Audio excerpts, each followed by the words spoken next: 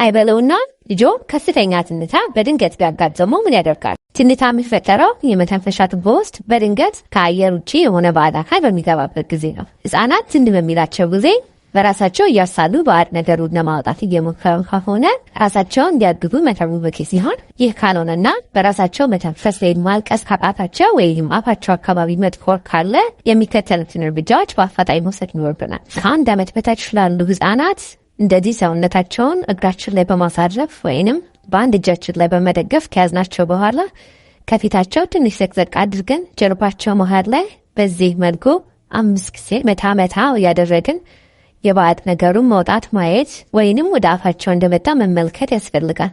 በዚህ መንገድ ካልወጣ ደግሞ ህፃኑን በጀርባው እንዲገልብጠን በመያዝ በደረቶቹ መካከል በሁለት ጣታችን ፈጠን እያልን ጃን ማለት።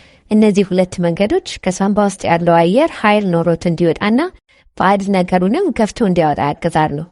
ከ1 ዓመት በላይ ላሉ ህፃናት ወይም ደግሞ በራሳቸው መቆም ለሚችሉ ህፃናት ደግሞ መሀል ጀርባቸውን ጠንከር ባለመልኩ በመዳፋችን 5 ጊዜ በታመታ ማድረግ፣ በሌላ መልኩ ደግሞ ከኋላቸው በመቆም ወይም በመንበርከክ ልጆቹ ትንሽ ወደፊት ዘንበል ሊሉ አድርገን እጃችንን እንዲህ በማጣመርና ከእምብርታቸው በላይ በማስቀመጥ ወደ ውስጥና ወደ ላይ በዚህ መልኩ መግፋት።